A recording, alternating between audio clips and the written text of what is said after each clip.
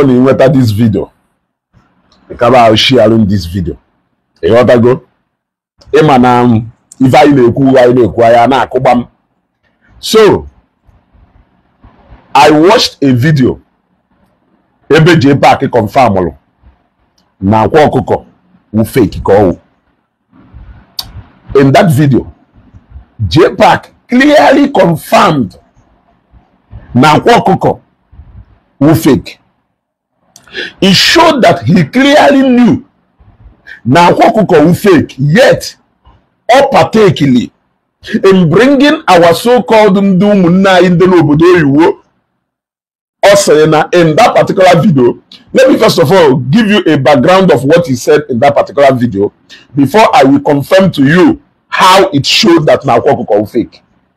Also in 70 or 80% of Umuna in Obodo Iwo na-eliri reason o ji wesi na-eliri Iwo no so na mmadu jere Obodo Iwo obodo do civilize. Otakwa osi ebe a bịa Nigeria here, a pastor agada ndị mmadụ or ndị sị na ha na-eme omenala ndị dibịa na ndị otu agada ndị be anyị na-egwu ha wayo na-anakọrọ ha ego. O wee sịghụ na ife ọnwụ na lulu na mmadụ ịgada ndị mmadụ awụrụ na wayo na onye a chọrọ igwu wayo na ogwu wayo taa na ọ egwu wayo echi niile. I am quoting him. I'm quoting him. Ọ sịghụ na ịchị ịka ụka na ụka unu obi ka ọdụ na nwere ife dị ka ịgada eluigwe a si na onwere ife a na-eme na isi ikpe ekpele gụnọrụ be wit nwunye unu ụmụ kpee ekpele na Chineke ya azaghị.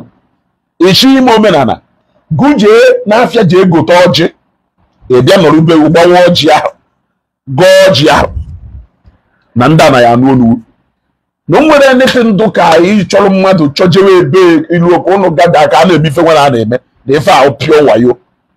Now, have you seen why I said that now he clearly knew na kwokoko wayo ka ọ na-egwu ndị mmadụ?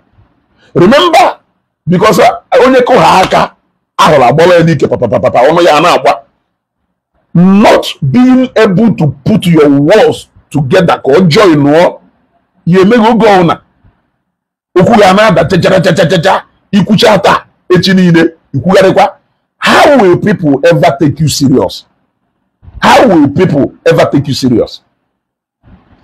There was a time how you made aqua. You told us clearly how you made aqua. You bragged with how you made aqua. It's a non-go where aqua no could go on it and abia aqua. Nibu Ganamus Gego, Brune Peter aqua. Kelunde they will take a in the road to Ganamus go.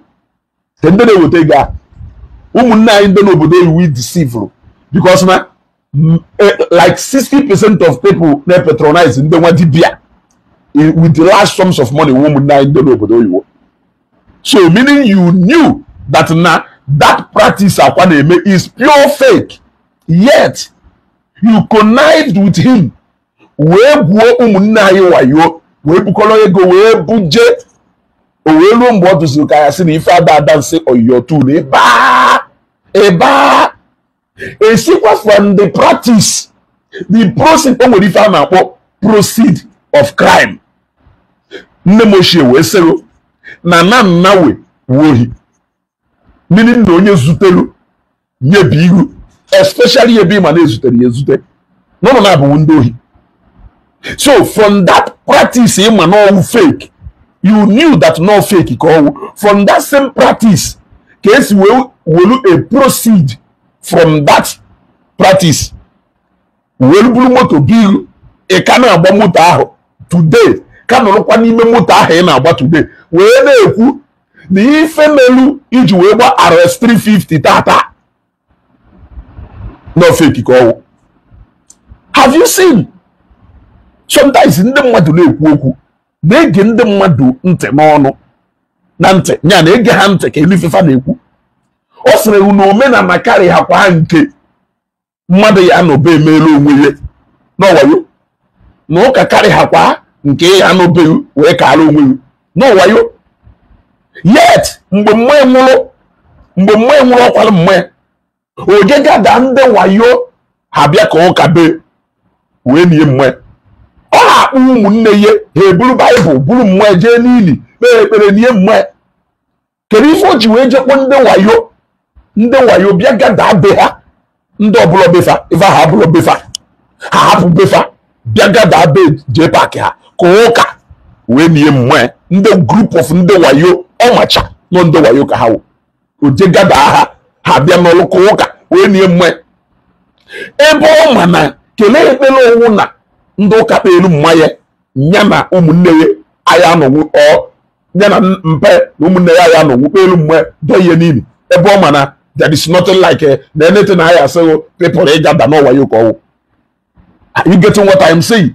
Because sometimes these guys na-ekwu okwu fa na-ekwu okwu ka ndị egbuwara isi mana ha ama na mgbe ọ gbara akwụkwọ o jekwukwakwa ndị wayo agadakwa ndị mmadụ n'ụlọ ụka wee gbawa ya akwụkwọ na ebe ọ gwara anyị na o nwere ife karịrị na the high in fact na o nwere ife dịka ịgada anywhere because he clearly made mention of people gathering na o nwere na anything na emere ebe a na-agada people na wayo na egwughị wayo ahụ taa anaghị egwu echi o wee sị na ife ụka wụ n'obi ka ọ dụ na onye nọrubeghị kpọọ nwunye gị kpọọ ụmụnne gị na ọnwụ na ụmụnne gị n'ebe ahụ na-esekwu ya na yọọ chukwu ọ n'imeghepụrụ ọrụ yọọ chukwu ife ịchara ihe wee jụọ ibles marriage ya ahụ ịghọtago does it mean that na ọ ya ewotanwu ring be yiri suit nwunye ya yi wedding gown okwubie okwu ahụ pastọ aka ekwubirie ọ nọrọ n'ime be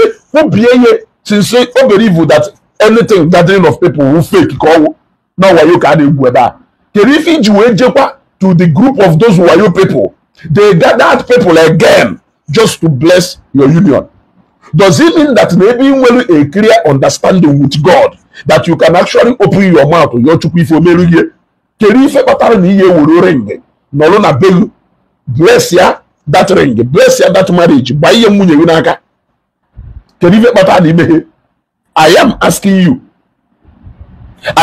you a question and I expect ka ịza ya because o nwere one guy na-aza critical thinker na Facebook ma that guy ụbụrụ ya anyachiri ya anyachi that boy wokpo but let us think critically because ọ na-aza afọ ọma homini ihe ọ na-aza critical thinker but onwelu nya echiche ihe na-eme ọ na-eche ọdụka coconut esi etu abụwa kwafụsịa mmiri do na ya o nwere ọgụgụ uche that guy nwere ọgụgụ isi ịghọtago but let us think critically analyze ife niile a kwuru ije watch ya video ige ntị n'ife ngwalụ ji paaki kwuru ka i wee marụ na nda a na-akpa agwa ka ndị ṅụrụ mmiri ala nnefa.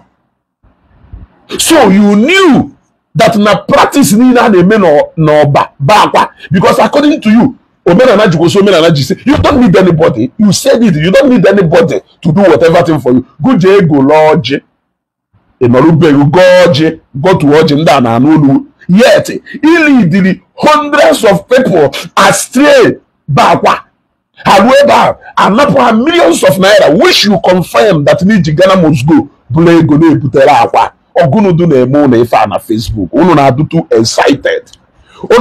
excited I wash my words adama like nkwucha okwu ka okwu na-ekwu contradict onwe infusion adama like nkwucha okwu tapụta echi niile ekwuo nke mmekwu echi ka ọ ghara isoro usoro.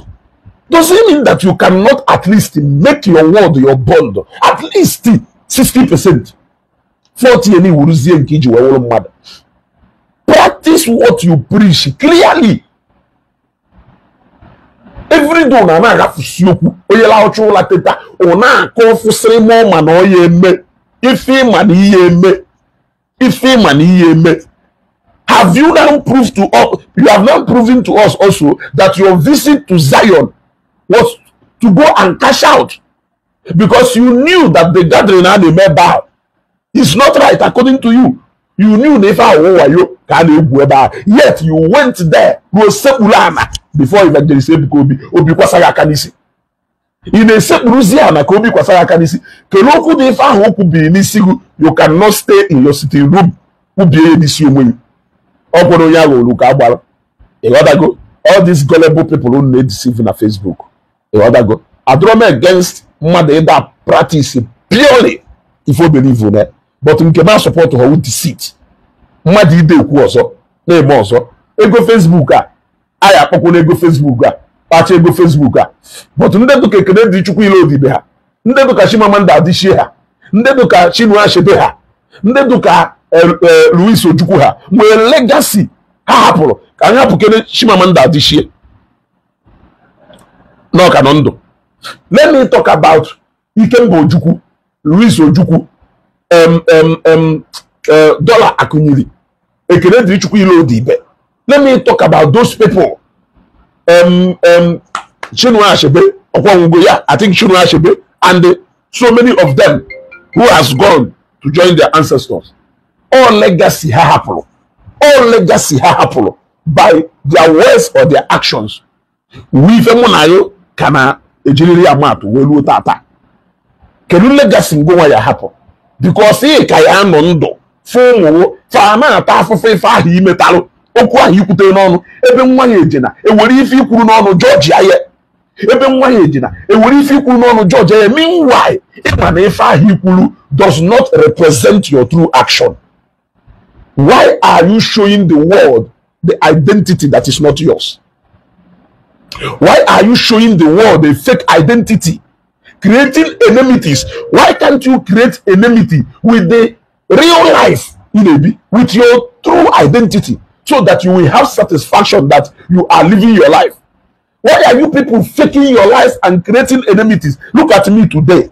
Every single thing Maduji Wepomas on Facebook, I'm very happy because that is who I am. That is Ezugbo. If you meet me, Nilo, if you meet me anywhere, if you follow me home, that is who I am. I cannot create enmity with a fake life that is not mine. No, if you know, devoted Christians, but because you want to trade and make money, you want to create controversy on Facebook, claim you feel if you money, nobody if you believe in that, just to create traffic, just like this one email. I want you to answer this question to me. Does it mean that name fake? Yet you marketed him to the people. Even up to today, you are still singing his praises. Even up to today, you are still singing his praises.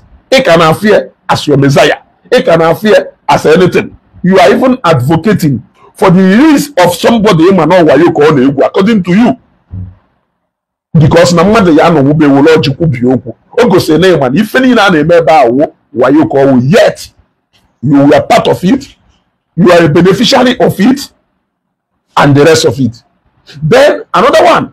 Why did you take your marriage to a Wayo house for a Wayo man to bless your union? Thirdly, why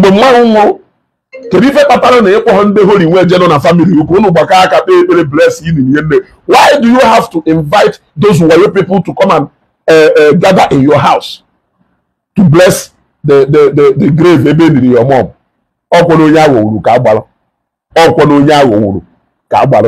You still went to Zion. Whereby Sefulana before evangelist Ebukobi Obisaya Kanisi Ifema ni yebelo wewu. Kana aga n'ubi ka ọ kana aka. Onye ta aka mkpụrụ niile ụlọ kụchalụ. Wee chụọ ego eluho ego eji eme ife.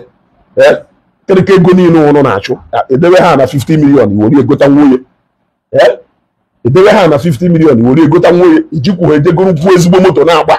Ịghọtago kedu ife unu ji nya ekirikiri ego unu na-achụ uwe ego ndị mmadụ kpọwara letụletụ afịa na kaụnta na-akpata ego ndị ọrụ aka na-alụta ego ndị na-eme one or two things na-enweta without ease nya ka ị na-atụ ụga na-echenji your identity na-eme onwere inwe multiple image multiple character ihu abụọ just to make that money.